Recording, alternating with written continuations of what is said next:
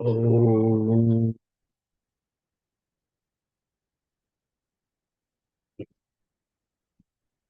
श्री गुरुभ्यो नमः।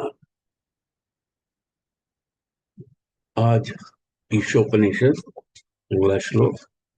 वायुर अनिल अमृत मदेतम भस्मांत शरीरम अकृतो स्मर कृत स्मर क्रतो स्मर कृत स्मर।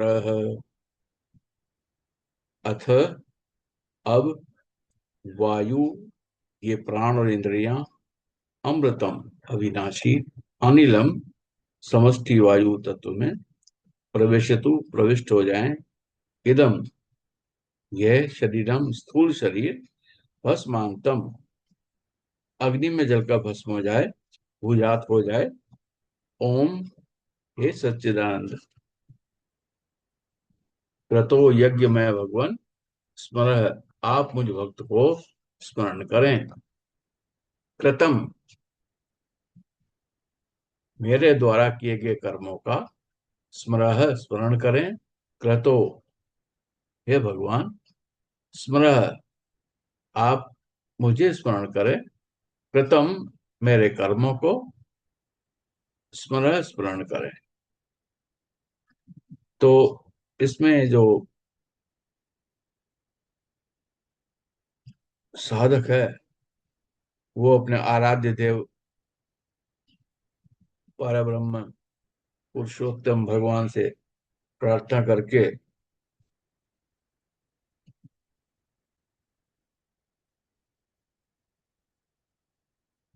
कहता है, भगवान आप मेरा और मेरे कर्मों का स्मरण कीजिए। अनंत काल में मैं आपकी स्मृति में आ गया तो निश्चय ही आपकी सेवा में शीघ्र पहुंच जाऊंगा। ये इसका मीनिंग है। तो जब परम धाम का यात्री होता है, जो साधक होता है, वो अपने प्राणों को, अपनी इंद्रियों को और शरीर को अपने से भिन्न समझता है और अपने अपने उपादान तत्व में सदा के लिए विलीन करना और सूक्ष्म और स्थूल शरीर को विघटन करना चाहता है। इसलिए कहता है कि प्राणादि समष्टि वायु आदि में प्रविष्ट हो जाए और स्थूल शरीर जलकर भस्म हो जाए।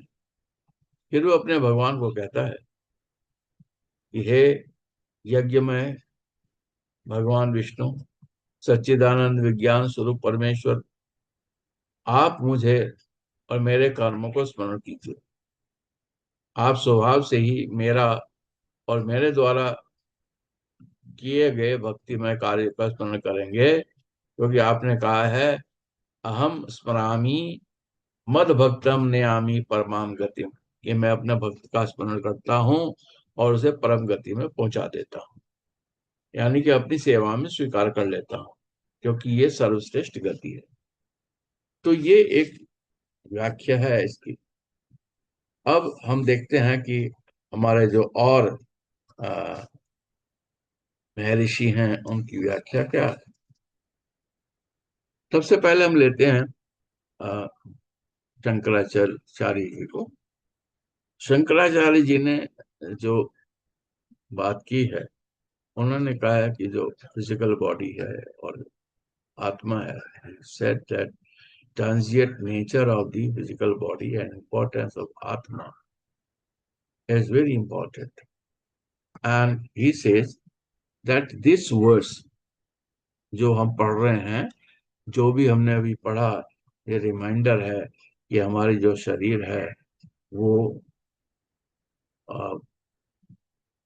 तत्वों से मिलकर बना है। क्षिति जल पावक गगन समीरा, सुना होगा कि अर्थ, वाटर, फायर, इससे बनकर बना है और शरीर जो है टेम्पोररी है। शरीर टेम्पोररी है और ये नाशवान है। नाशवान है, आज नहीं तो कल नाश तो होना ही शरीर का। तो इसको जब रियलाइज करते हैं तो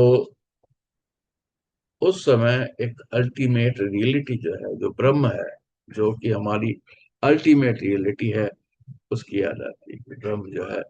तो हमें हमारे जो शंकराचार्य जी हैं, वो इस बात को कहते हैं कि जो डिटैचमेंट है, अ, सांसारिक जो बंधन है, वर्ल्डली पोजीशन, उनसे डिटैचमेंट बहुत जरूरी है। नहीं तो शरीर जो है मोक्ष प्राप्त नहीं करेगा। He says that detachment from the worldly position is very, very important.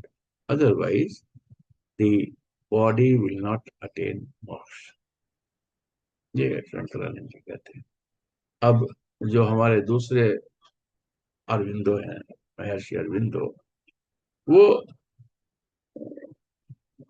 थोड़ा थोड़ा सा उनका जो सोच है वो अलग है। कहते हैं कि दो चीजें हैं, मोर्टिलिटी और इवोल्यूशन ऑफ कॉन्शियसनेस।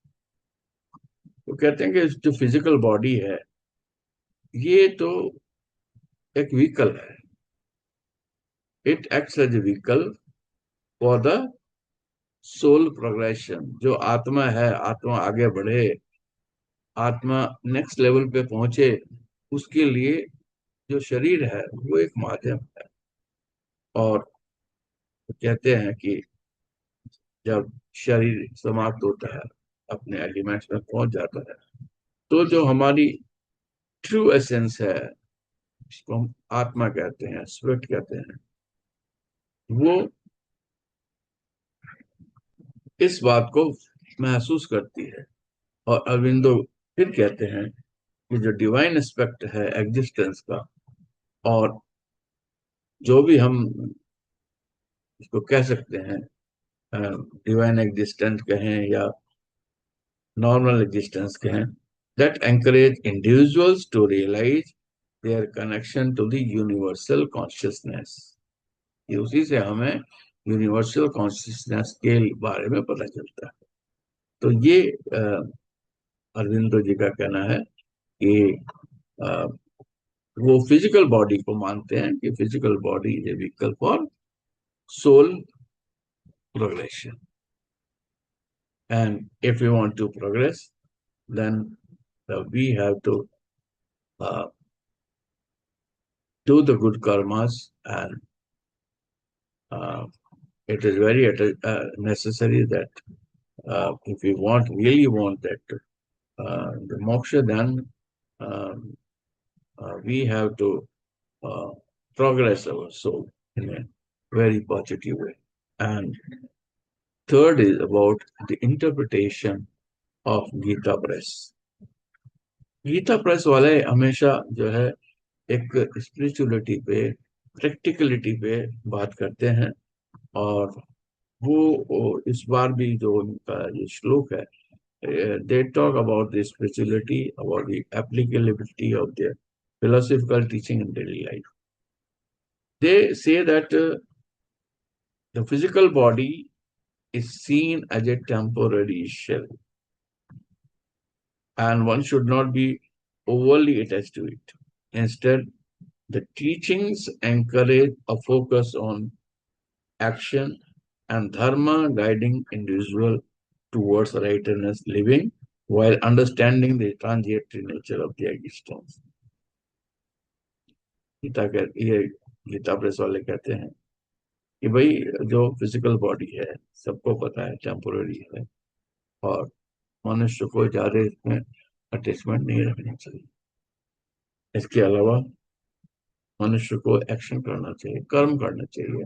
कर्म कैसे करें? धर्म पर आधारित कर्म करना चाहिए। एंड जब धर्म पर आधारित काम करेंगे तो वो सत्य काम होगा, अच्छे काम होंगे, जिससे कि जो एग्जिस्टेंस है, उसकी जो नेचर है, transitory nature of existence, that will be justified and the man will go to the moksha. ये अ, गीता प्रेस का कहना है। और अगर आप देखें तो उसकी जो वेद वेद व्याख्या है, वो थोड़ी सी अलग है, बहुत ज्यादा अलग नहीं है, थोड़ी सी अलग है। और वेद व्याख्या ये है कि आत्मा अमर है, ये शरीर भस्म होने वाला है। तो इस शरीर में मिल जाने वाले शरीर के भोगों के लिए इतना लालच क्यों होना? जिसने साथ ही नहीं देना, उसका क्या हाथ पैर मारना? तो हे क्रतो, हे पावर, यज्ञादि कर्मों के द्वारा शक्ति का संचय करने वाले जीव, तो उस रक्षक प्रभु का स्मरण करो। इसका स्मरण ही तुझे भोगों में फंसने से बचाएगा। तू इसलिए स्मरण कर, क्लिम्बे स्मरण, तू इसलिए स्मरण कर क्योंकि तुझे शक्ति प्राप्त हो। प्रभु प्रभु स्मरण से ही शक्ति प्राप्त होती है। और जो वेदों के आने वाले हैं महर्षि दयानंद, वो क्या काम करते थे? वो रातें और सायं दोनों समय प्रभु से, अपने भगवान से, अपनी ईश से कनेक्टेड रहते थे और अपने जीवन की बैटरी को फिर से वह चार्ज कर लेते थे। तो जो महर्षि होते हैं, जो अच्छे अच्छे लोग होते हैं, वो भगवान से इसलिए कनेक्टेड रहते हैं कि वो हमेशा चार्ज रहते हैं, हमेशा प्रसन्न रहते हैं, हमेशा। जो दिव्य आनंद है वो क्या है? दिव्य आनंद ये तो है, आप भगवान से कनेक्टेड हैं और आप भगवान से रेगुलरली एनर्जी प्राप्त कर रहे हैं। मतलब आपकी चार्जिंग जो है, आपकी जो बैटरी है उसकी चार्जिंग भगवान कर रहा है। और इस शक्ति को प्राप्त करके तू अपने कर्म का स्मरण कर, स्मरण से शक्ति कर, शक्ति से कर्म कर। और ये कर्म जो है वो कर्म करना है, चर्चा नहीं करनी। हमारा तो वस्तुतः अधिकार जो है वो केवल कर्तव्य करना है। तो आत्मा जो है कि आत्मा पार्थिव नहीं है, शरीर पार्थिव है। शरीर की पार्थिवता को और आत्मा की अपार्थिवता को स्मरण करें, जिससे हमारा जीवन भोग प्रधान ना हो। प्रभु को स्मरण करें और शक्ति प्राप्त करके अपने कर्तव्य को सुचारू रूप से चला सके। तो अगर नटशेल में देखा जाए तो इस श्लोक का अर्थ ये है कि हमारे जो दो अंग हैं शरीर में, एक पार्थिव शरीर और एक आत्मा, आत्मा को शुद्ध रखें, अच्छा सोचें, अच्छे काम करें। क्योंकि अच्छे काम करेंगे तभी आपका शरीर सार्थक होगा। जब शरीर साथ जाना ही नहीं है तो ऐसे उल्टे सीधे काम करने से क्या फायदा है? तो कुल मिलाकर यह है कि हमें जो है अच्छे काम करने चाहिए और हमें जो शारीरिक बंधन है उनसे मुक्त रहना चाहिए, जिससे मोक्ष की प्राप्ति हो। शारीरिक बंधन का मतलब, शारीरिक बंधन, सांसारिक बंधन कहना चाहिए। सांसारिक बंधन है धर्म, अर्थ, काम, मोक्ष, ये सब। इनके वजह से अ, आदमी जो है अटैच रहता है। सांसारिक नहीं, सांसारिक बंधन कहते हैं।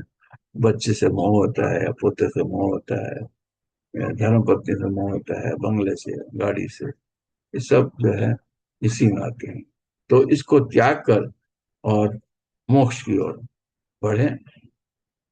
तो मुझे उम्मीद है कि आपको ये व्याख्या पसंद आई होगी। आपका बहुत बहुत धन्यवाद। Thank you very much. और अगली बार हम एक अगले शो को लेंगे।